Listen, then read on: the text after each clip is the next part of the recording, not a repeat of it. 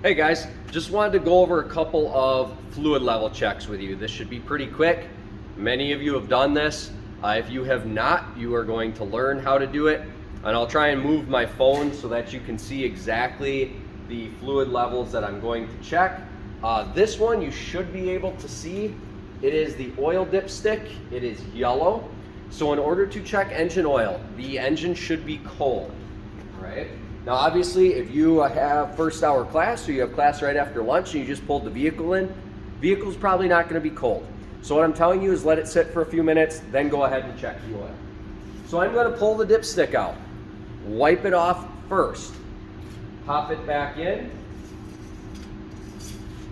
and then I will be able to see what my oil level is at.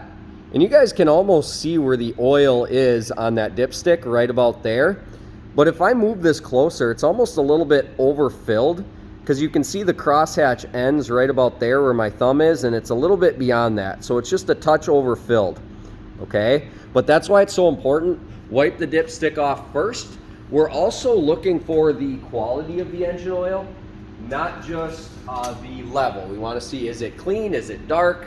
What color is the fluid, right? That's what we're looking at. Does the oil need to be changed, okay? If I am checking coolant level on the S10, and I'm just going to steal my phone here from the stand and I can kind of show you, we never want to remove a radiator cap hot, and it actually says never open hot on here. So on this S10, there's actually an overflow tank. If I was to take a flashlight and pop my flashlight on, you guys can actually see where the fluid level is right here, right? And if I look, my full hot range is right about there, and down there, there's a line that says add. So we're actually a little bit low, which is not shocking to me, right? Because we have high school students working on this all the time, okay? So that would be my coolant level. Power steering. If you have what we call hydraulic power steering that's ran off of fluid, most likely it is going to be somewhere near your belt drive because we have a pump that is going to pressurize that system.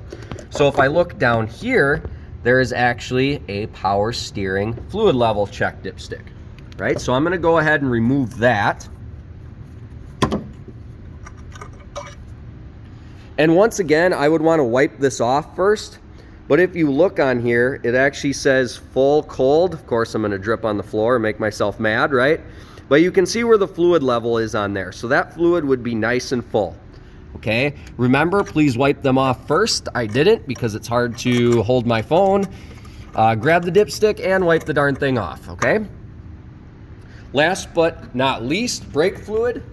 So here is my brake fluid reservoir. Whenever you're checking brake fluid, think about where your brake pedal is in relationship to under the hood, right? So this big piece of metal back here, right? We call that a firewall or a bulkhead. There is a rod that comes through for your brake pedal that is going to attach to what we call our master cylinder. And then on top of our master cylinder is our brake fluid reservoir. Now here's the thing, guys. If I can shine a flashlight on this and see where my fluid level is, which I can right now, there is no need for me to remove this cap. Brake fluid is what we call hygroscopic, meaning it absorbs moisture. So anytime I pull this cap off, we are going to allow moisture into our braking system, right? And I shine it here, you can probably see a little bit better what my fluid level is at, right? So we're actually at the minimum right now.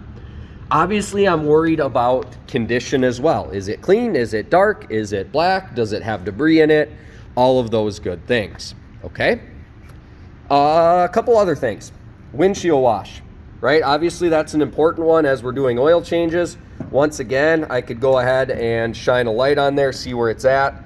And actually, they just have water in here. I'm just bouncing on the vehicle just so I can see where that fluid level line is. See it? Okay, so that's my windshield wash. And then we also have automatic transmission fluid. And on this one, there is a dipstick in the back that says trans/lock. Okay, that dipstick is very similar to our oil level dipstick. I'm just going to put my phone back on the stand here, and I will walk up so you can see a little bit better. Ideally, I would want this vehicle to be running to check transmission fluid level, okay? So when I pull this dipstick out, same thing, and it just locks. So when you go to unlock it, flip it open, and then you'll be able to pull the dipstick out. Grab a red rag. They're in the second cabinet over. When you're done with them, remember they go in the oil rag bins. There's one over here by the S10. There's also one under my table in the back, right? So wipe it off, and then I can go ahead and pop her back in, and then I can see where my fluid level is at. And if you look at this, there's actually 2 dots. In between there is where I would want my fluid level. So when we check this cold, look how overfilled it looks, right? Because we're not circulating fluid throughout that automatic transmission. So ideally, this vehicle would be running and hot in order to perform a transmission fluid level check.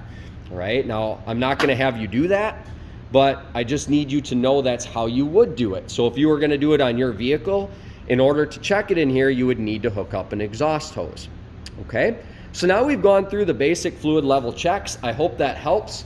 And then I hope that you can accomplish this checkoff in the lab as we're working. Have a fantastic rest of your day.